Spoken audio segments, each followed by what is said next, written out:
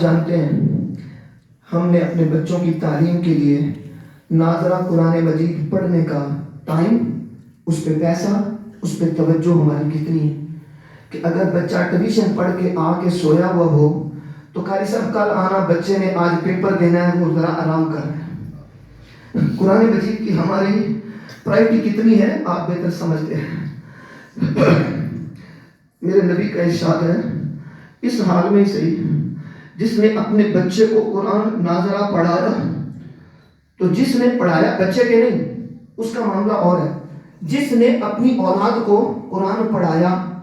میرے حضور کا فرمان ہے، سیدنا انس بن مالک راوی ہیں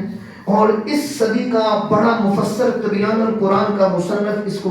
کو روایت کرتا ہے، نقل کرتا ہے، آپ پڑھنا چاہیں تو پڑھ سکتے ہیں۔ وہ کہتے ہیں کہ بھائی جس نے اگلے پچھلے گناہ معاف فرما دے، اس ابے نے، جس بچے نے پڑھنا ہے، جس کے سینے میں جانا ہے، جسے یہ علم ملنا ہے، یہ اور بات ہے، وہ اس کا نصیبہ اور ہے۔ اور اس باپ نے اپنے بچے کو قرآن سکھایا، اس طرف لگایا، کیوں؟ کہ اس نے میرے نبی کے حکم پر عمل کیا۔ میرا نبی فرما گیا، لوگ اپنے بچوں کو، اپنی اولاد کو 3 باتیں سکھاؤ، میرا قرآن سکھاؤ، میری محبت سکھاؤ، میری اولاد کی محبت سکھاؤ، میری اولاد کی محبت سکھاؤ۔ آپ نے اسے قرآن سکھایا، گویا آپ نے اپنے نبی کے فرمان پر عمل کیا، تو نتیجہ کیا نکلا؟ کہ ابے کے گناہ اگلے پچھلے اللہ معاف فرما دے گا۔ اور پھر فرمایا اگر جس نے حفظ کروایا تو قیامت والے دن اللہ تعالیٰ جب وہ اٹھے گا، قبر سے اٹھے گا،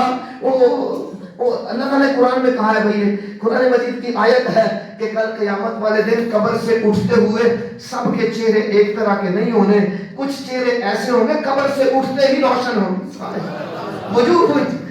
ایسے چہرے چمک رہے ہوں گے، قبر سے اٹھے ہیں، پتہ نہیں کتنی صدیوں بعد اٹھے ہیں، تو دیوے بجھے نہیں ہوں گے، آنکھیں چمکتی ہوں گی، چہرہ چمکتا ہوگا، اٹھ کے کھڑے ہوں گے۔ کچھ لوگ ایسے ہوں گے جو اور طرح کے ہیں، لیکن میں کون کی بات کر رہا ہوں؟ تو میرے حضور نے فرمایا جب وہ قبر سے اٹھے گا نا، اور چودھویں کے چاند کی طرح اس کا چہرہ روشن ہوگا، اور اللہ ارشاد فرمائے گا اس کے بیٹے سے کہ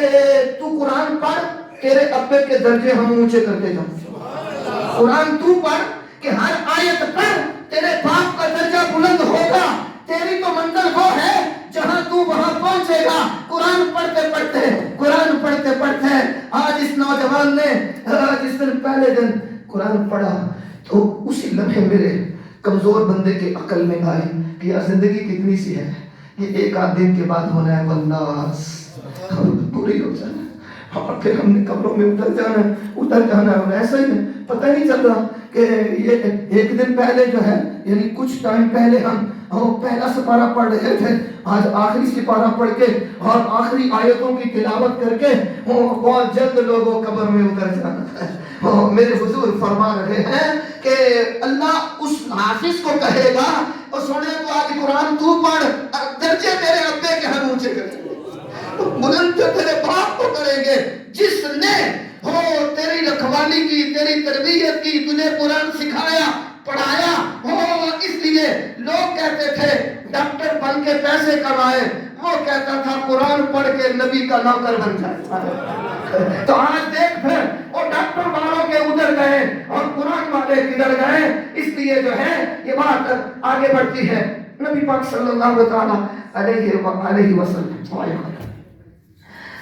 بات کی طرف جاتے